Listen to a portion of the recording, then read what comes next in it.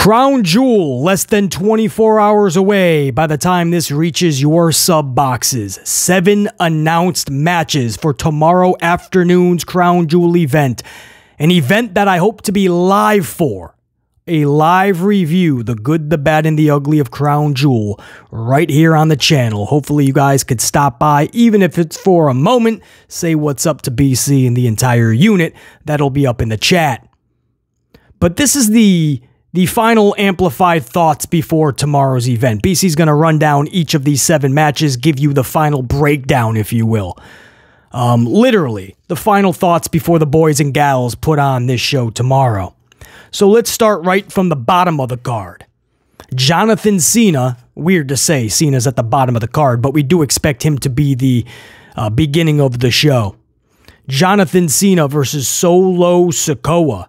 Now, Vegas has this at a deadlock. This is it's odd to see in pro wrestling. You don't often see that. With a card that Vegas has pretty lopsided with its victors, this was the one match that is deadlocked at 120. That means not even the most amplified of bettors with a lot of insider information and knowledge, they don't know who's winning this. A lot of people like to say, oh, Solo has to win. Cena's back. He's going right back to Hollywood. Just put some guys over. The problem is he hasn't had a televised singles victory in years. And I doubt his last match is going to come within the next couple of years. So if Cena just keeps losing all these matches one-on-one, whether it's Theory at WrestleMania or a Solo at Crown Jewel or a Grayson Waller on a regular SmackDown, at what point are we going to stop taking him seriously when we need to take him seriously, right? A big pay-per-view match, but then you remember Cena does nothing but lose the last several years. So I think that's why Vegas is like, WWE could have John Cena win this match, and I wouldn't be upset if that is the case. So while Vegas has this at a deadlock, so does BC. This will be interesting to see, not just who wins, but how they conduct this finish tomorrow afternoon. My thoughts next up on Cody Rhodes versus Damian Priest. Now again, Vegas has Cody Rhodes as an 87% victor over Damian Priest. Not even close. I see it the same way. I think Cody, these are two dudes that cannot lose, right? Damian Priest has a briefcase. You're supposed to build this up as a legitimate dude that at any moment could cash in on any champion and hoist up that championship. Put down the briefcase, hoist up the title. We have to look at him as such. Damian Priest is a dude we all respect. We don't mind his work, but nobody is captivated by Damian Priest. A loss to Cody Rhodes at Crown Jewel is not going to help the cause. However, on the flip side, Cody Rhodes has to win this match even more than Damian because we still have the image of Cody Rhodes laying down next to a rubber chicken when he should have been hoisting up a title at WrestleMania 39. That is an image that we still cannot get rid of. And here Cody Rhodes is all of these months later, just recycling through the Judgment Day. When during the whole Brock Lesnar business, he had already beaten all of the Judgment Day. So again, this is one of those oddly booked matches with nobody really being able to afford a loss. So like most of these matches, it's not just the finish, it's how they do it. Because a lot of these individuals, they have to find victory in defeat. It can't be one of those things where the heel gets beat and then after the match, the heel puts a beating on the face. So then we go, yeah, they lost, but man, they stood tall at the end. They beat up the face after the bell. It's got to be more creative than that. 87% Cody over Damian. Logan Paul is a 90% victor over Rey Mysterio to become the new United States champion. At this point, I agree with the call. It's one of those decisions. There is no right or wrong here. Logan Paul, at this point, just take it off of Rey Mysterio. Nobody to this day knows why it's even on Rey. That title should have went to LA Knight when he was doing that whole Fatal 4-Way trash. Somehow it turned into an Escobar versus Rey Mysterio. Rey Mysterio gets hurt, IRL, unfortunately, so then Escobar wins the match, but they still found a way to give it back over to Rey Mysterio. None of this made sense. You know, it's like the Stone Cold rise after King of the Ring and all of the Austin 316 explosion. And it was off to the races. Stone Cold was clearly the next big thing. He didn't go right to the world title. They had him win the IC championship. So we thought this is perfect. LA Knight wins the US championship, continue to build him up way down the line. You could have a LA Knight versus Roman Reigns matchup. Instead, they don't put the title on LA Knight. They give it to Ray Ray. And then they hotshot LA Knight to a Roman match on a Saturday afternoon at a B-level pay-per-view Crown Jewel, which you know LA Knight is just going to take a massive L and pump the stats for Roman Reigns. So all of this is ass backwards. So at this point, Logan Paul would do a lot more with that title than Ray Ray. Maybe people would care. Even if they dislike, they cannot stand Logan Paul, maybe they'll care. But Logan Paul, especially the fact that he's just really good, right? And if he shows up just a little bit more than he does now, right? Not a Roman Reigns or a Brock Lesnar type schedule. A little bit more. Make the title prestigious in some way. And then when he drops it, say WrestleMania, it could be something special. So I'm down with Logan Paul taking this championship. Rhea Ripley, 95% victor over Raquel, Shayna Baszler, Zoe Stark, and Nia Jax.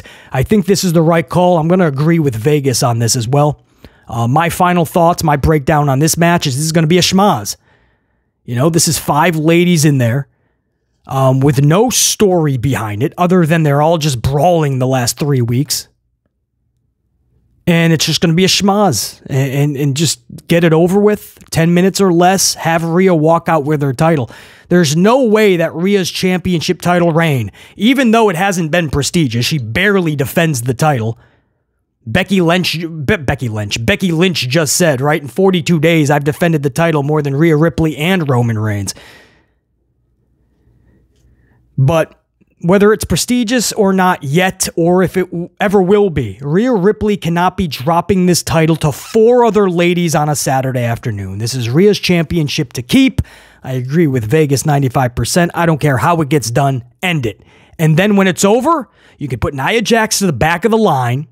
You could think about what you're doing with Zoe and Shayna because they're lost right now with those two. And with Raquel, the first thing you do is you tell her stop smiling. And then you help her character growth. Because I don't know anybody that's really caring about Raquel, what Raquel is doing. They're throwing a bunch of individuals as challengers to Rhea. Eventually, you're going to have to get creative and give Rhea a storyline for her. You're putting her in all these Judgment Day segments. You're having them be the mommy literally, like all of Judgment Day or her children. That's fine. Eventually, she's going to have her own actual storyline, one-on-one that we care about. Are you waiting till WrestleMania for that to happen? I hope not.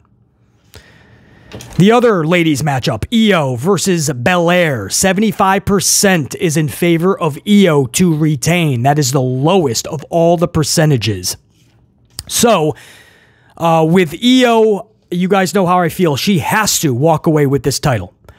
There's no alternative plan here. There's no Charlotte Flair. There's no Bianca Belair that should be walking out with that championship, especially because Io is putting together a really good reign as of late. Really good matches, massive W's, and showing the casual fans why they should give her a second look. This is everything you want in a title reign. One that's going to be memorable. One that is in the middle of becoming prestigious. You don't end it on a Saturday afternoon to somebody who just had the title, and most fans were saying it was becoming stale. Absolutely not. And then you insert Kairi Sane. Now, we all know that Kairi Sane is on her way back to WWE. A lot of people saying it is imminent. Some people saying it could be as soon as tomorrow afternoon, and they're placing her in this match somehow. Well, how? Kairi Sane comes out, you know she would have to be face status, so she'd be going against Io.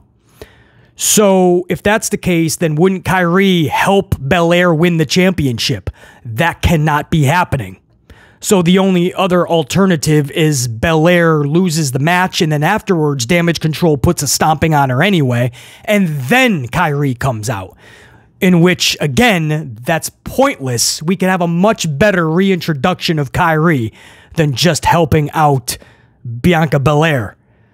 So I don't like any of those scenarios. And then the only other scenario is she comes back as a heel and she helps Io win this match and joins Damage Control. I don't like that either. So what I'm saying is I keep Kairi Sane away from this. You have this be a really good match. Io has one of the biggest victories of a lifetime. You could have a little bit of schmockery, a little bit of interference by Damage Control, but for the most part, Io puts this victory on her back, and Belair has to eat the L. That's it. I don't need all the extracurricular activities for this. But no matter what, Io has to walk away with this championship. Rollins versus Drew McIntyre. Rollins is an 80% favorite to win this match. He is favored by 80%. Now, Rollins and Drew McIntyre is interesting because it should have been interesting, but it's not. Right, you go back to, what was it, London Money in the Bank? After months off, Drew comes back. Or at least he should have come back the right way. But he comes back to just be the regular face Drew inserted in the same storyline before he left, with Gunther going for the IC title. So all of those months off did nothing. He came back, he got a little bit of a pop, and then immediately, 1 week later, it was right back to the same 60 to 70% yay, golf clap, it's Drew. Why he did not come back as a bona fide, legitimate heel and take out Rollins to put himself in contention for that championship as that bona fide diabolical heel is beyond me. That's what we should be seeing tomorrow afternoon. Diabolical, villainous heel Drew McIntyre versus face Seth Rollins. Instead, you're getting a Paul Levesque McMahon special, right? Face versus face. But Drew has a little bit of an edge to him, right? He's like that teenager. I call him Hot Topic Drew, right? He's fighting with his parents. He's going to the mall. He doesn't want to talk to anybody. He's going through a mood swing, right? So he's got a little temper tantrum. He's a little moody. He's edgy, right? He's not a face. He's not a heel, but he's more face. And that's what we're getting. Right? And this is what Paul Levesque McMahon has been doing lately, right? Wrestler A versus Wrestler B, two faces, right? And after the match, just shake hands, right? Mutual respect for athletic competition. That was good. Good job, sir, Wrestler A. Thank you, Wrestler B. Good job to you, too. Great athletic competition today. You too, Wrestler A. That's Paul Levesque McMahon. He doesn't like good guys and bad guys anymore. Bad guys, look at the villains, look at the heels. You got Gunther versus Bronson Reed. Then you got Gunther and Miz going at it. Then they're calling Miz and Bronson Reed to have a match. I don't know what Paul Levesque is even thinking anymore. So Drew McIntyre versus Seth, face versus face, a match we've seen 612 times before. They didn't care to do this differently at all. So no, a lot of us don't care about it. This is going to be one of those matches like Shinsuke versus Rollins the past couple of pay-per-views. Just get it done with. Nobody cares. Roman Reigns versus LA Knight. Roman is the 98% favorite to beat LA.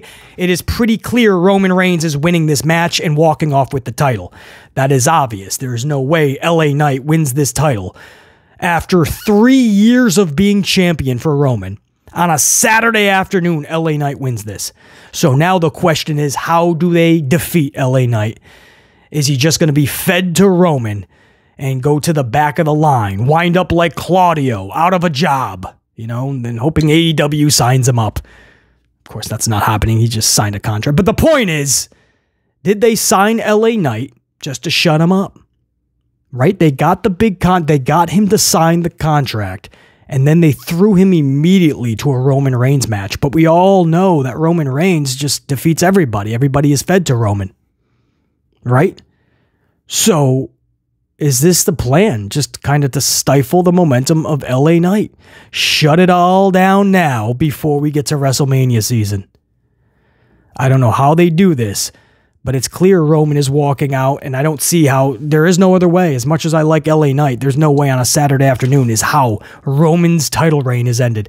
Meanwhile, Cody's laying down next to a rubber chicken at WrestleMania 39 when he should have been losing that title.